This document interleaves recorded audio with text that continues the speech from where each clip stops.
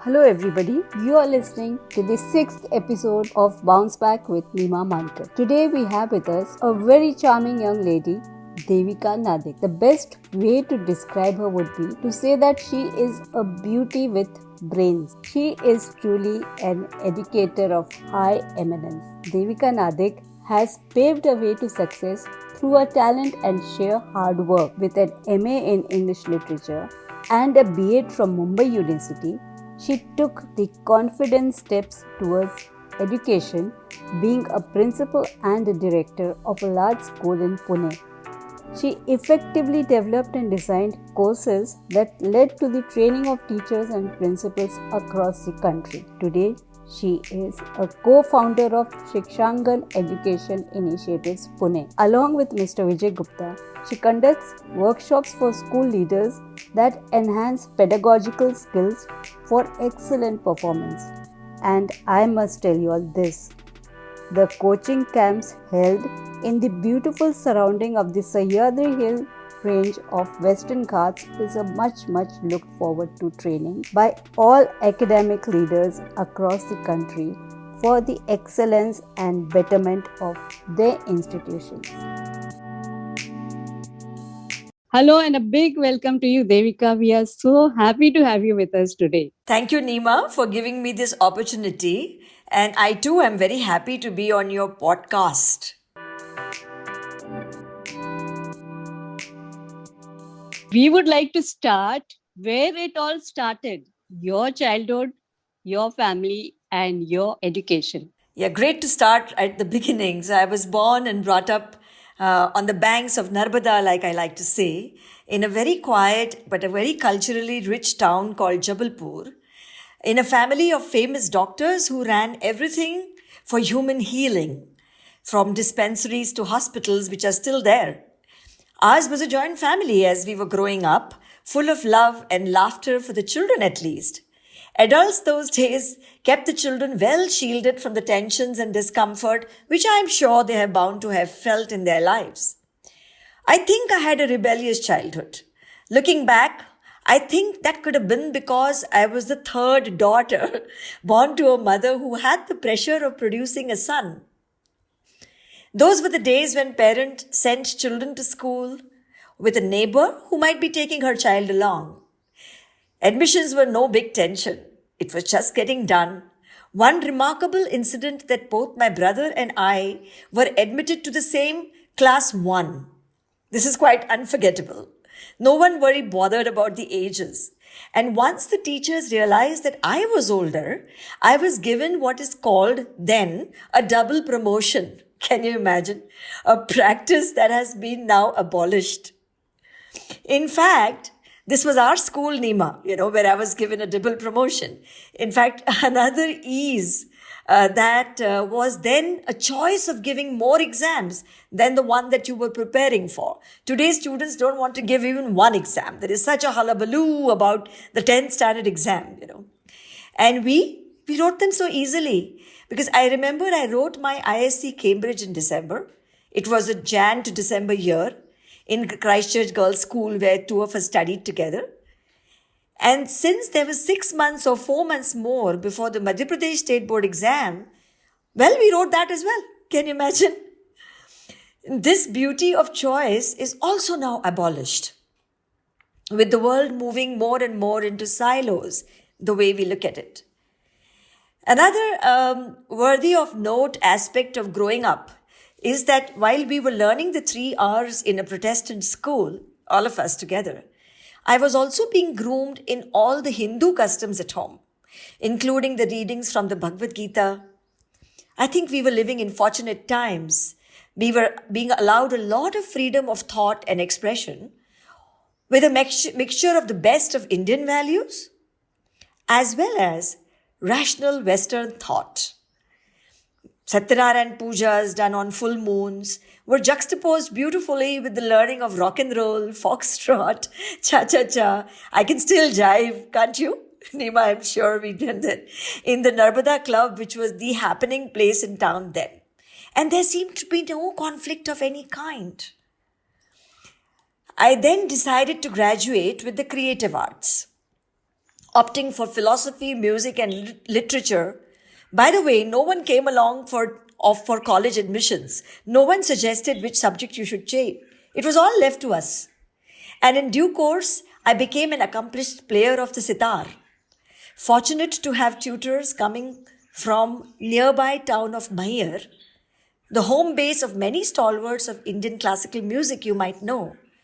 The Alladiya Khan Gharana, which boasts of absolute shining stars in the world of music. Being inclined towards the creative pursuits from my childhood, I also did a lot of oil on canvas, on-site landscape paintings, and those oils adorn our ancestral home in Jabalpur even today. We grew up listening to the best of musical concerts right at home, and as we came of age, well, for most of us, marriage simply happened.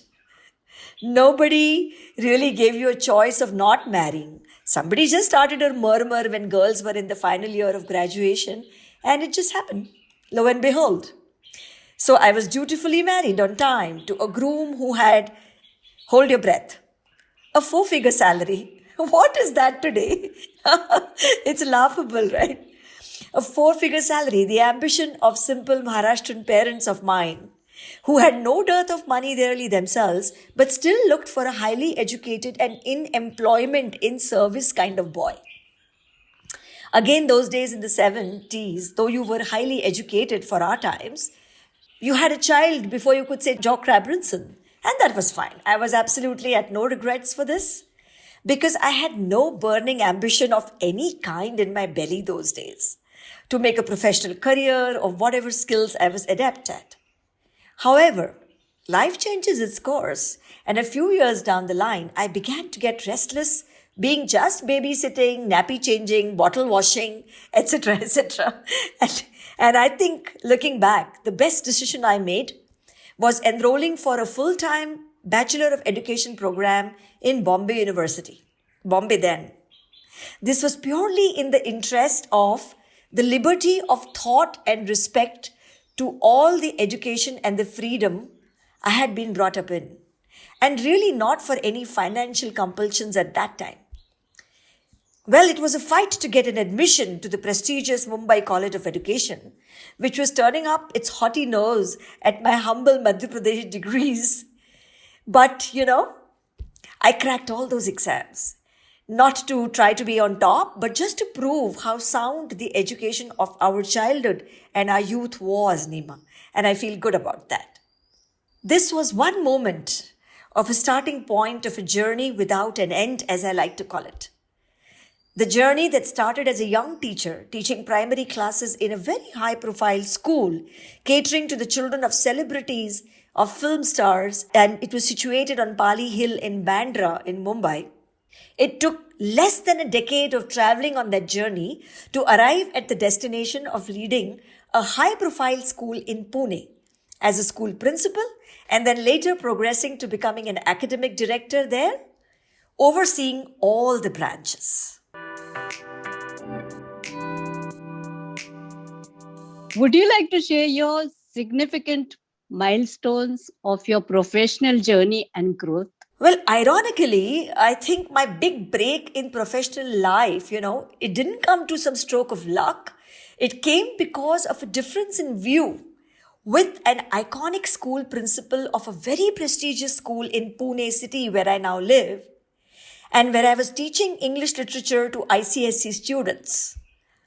To put it very simply, we differed in how poetry or Shakespearean drama needs to be taught to 14-year-old students. I felt very stifled and wanted to break free, both from the rigidity of the physical environment over which I thought I was constantly being watched, and also the humdrum of traditional teaching. Well, I quit this cage and I flew away like a bird and I joined a unique school in Pune known as Jnana Prabodhini in Marathi, Jnana Prabodhini, as we will say in Hindi, which admits students after an IQ test. Now that is highly debatable, but so be it. And therefore, it takes the so-called brightest. My 1-year stint in those hallowed portals was more of a learning for myself than for teaching the children there. The unforgettable part of my tenure was working with the Mensa group of students there. Mensa India had an office there. And in developing their creative thinking, I grew so much myself. And then from 1992 to 2004, I was engaged in the very prestigious Dr. Kalmadi Shamarao High School and Junior College, now the new name, which was then known as Karnataka High School in Pune. What I learned, a lot of what I know about teaching and school leadership was in those 12 years. I was blessed with a supportive management council, and I had both the freedom and the responsibility to take the institution to glorious heights. I give total reverence to this space and time as being the most vibrant in my career, because as a young and dynamic school principal, I was able to bring the best curricular practices inside the classroom and the best in co-curricular excellence in the performing arts, the visual arts, in all our famous school concerts, exhibitions, and we became trendsetters and benchmarks for excellence in anything that had to be done in school education in the city of Pune. As the 12 years, Ek Tap as it is called, was concluding, I became restless. I think this is just in my nature. I had an inner call that my work ought to spread beyond the boundaries of one school. And I had also figured by that time that the answer to excellence in education for a systemic change lay squarely at the door of teacher education. Around that time, perhaps as providential grace, Wipro Corporation of Bangalore had launched their Applied Thought in Schools initiative all over India, and they were on the hunt for partners in major cities. They were looking for path-breaking schools and their leaders, and thus also came knocking to our door. Over a few meetings of a show of our work, I got the never-to-be-missed chance of becoming a Wipro partner in education, something I had never dreamed of when I was teaching and helping my school grow. And this took care of my restlessness, leading to a bold decision of resigning from a very comfortable job and staking it out on my own with a small grant that Wipro gave. Shikshangan Education Initiatives finds its seed in that initiative. It's my baby, an organization which is now 13 years old, and I work with schools pan-India in the area of teacher development, school leadership programs, as well as whole school transformation programs. Shikshangan has taken me all over the country for face-to-face trainings in schools across all the boards, CBSE, ICSE, IGCSE, IB, and all else, including the state boards. It wouldn't be an exaggeration to say that I have a close friend, at least one, and a home in every state and union territory of India, all because of Shikshangan and the breadth as well as the depth of its work. Well, this pandemic sees Shikshangan in a very different avatar now. After some initial hiccups, we have all our courses online, and the borders have melted to include UAE and other neighboring countries in the fold of our work. That is our journey. I'm grateful for your candid trust in me and my podcast, which has allowed you to be so forthright. What you have just narrated is something truly inspiring, Devika. Based on the background you presented, I'm tending to believe that your life would not have been without its setbacks. Few low phases in life, as is politely said. Would you be comfortable talking about this? In fact, this is the essence of my podcast, Bounce Back. Yes, Nima, with you, I can bear a bit. Okay. So I think that I love this title of Bounce Back because a lot of us do that, I think, Maybe we don't want to look at what the difficulties were, but I'll share a little bit, just a glimpse. No marriage really happens with the couple thinking of the possibility of it going horribly wrong. But mine did. I would rather not speak of what went wrong, who was at fault, and so on, but it just simply crashed all around both of us. And I think this was the biggest setback I have faced. It's hard to argue who was more badly hit emotionally, but what I do know is that I was very badly hit financially. I was out on the street, on my own with two very young children, not much money in the bank, a rising chess career of my younger child, and skyrocketing fees for a professional degree of my older one. But we swam along the sides of the river, holding on to the banks, and survived quite beautifully, with the fragrance of the wet banks filling our senses, such that it helped me drown the struggle of the rough water. Looking back, which you're making me do, I think most of the people around me, all you friends, were most supportive of the choices I made and the way I lived my life and chose to live my life. I think when you're feeling down and out, there will always be instances of a few rogue minds trying to take advantage of your situation.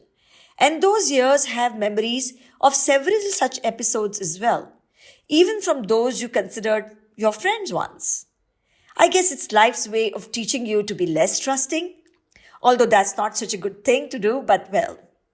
But more importantly, I think it gives you immense strength to stake in what you believe. What would you say is the core feature of your personality that helped you bounce back to success? Okay, you are actually forcing me to introspect. It's a great idea. We never look within to see what are your strengths and what are your weaknesses. Well, about strengths, I think one of the thing I have is probably a very naturally cheerful disposition. I just see humor in everything. I think I have that unique ability. I mean, not just in the Charlie Chaplin kind of slapstick humor, but humor in everyday happenings. For another, I believe I have developed a lot of grit and determination. I love the word grit. It means so much. It's such a strong sounding word. And the meaning is also beautiful. So I think that this is something which I've developed over the years, but probably I had it in my childhood as well. But this idea of if you fall, get up, dust yourself, and be ready to run the race again, it has been thoroughly internalized in me because of whatever I went through in life. I think I've passed this on to my daughters as well, and I tend to pass this on to all my students. I've done it all my life. But finally, what really helps you bounce back is sheer hard work. That's the key.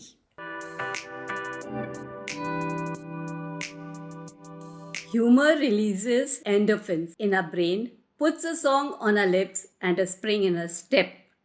I have known you to be full of fun and laughter whenever we have a girl gang get-togethers. How did you gain this attribute of character? Did you encounter a lot of humorous episodes in life? Yeah, all the time, I think, Nima. I mean, even as you were asking me this question, I'm remembering the having fun that we have and how much we laugh. And I think that's what life is all about.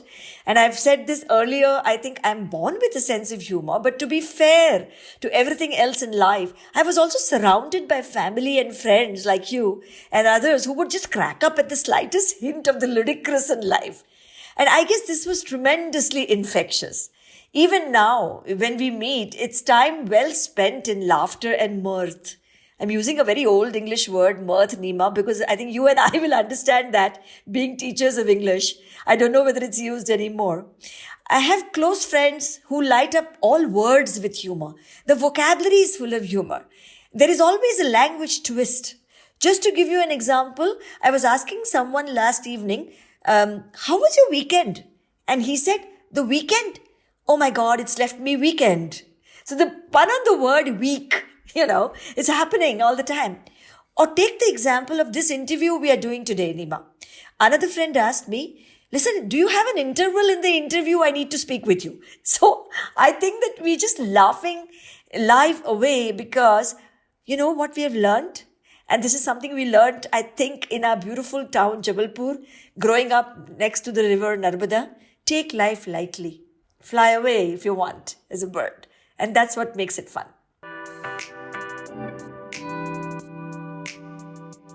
I don't think listeners would want to stop listening to you.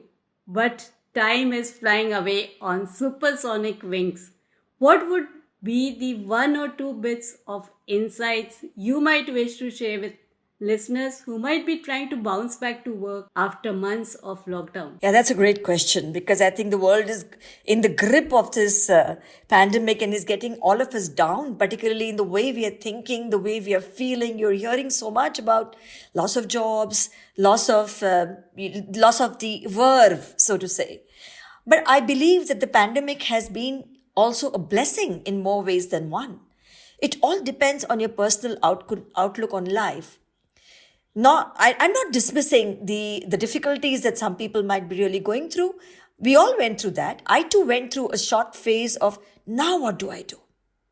Since all traveling had stopped, and that was the only way I was training physically, face to face.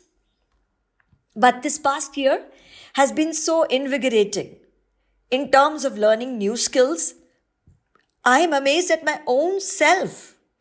And I'm constantly amazed at you, my friend Nima. Look at you doing this podcast, in this pandemic. This is your new skill.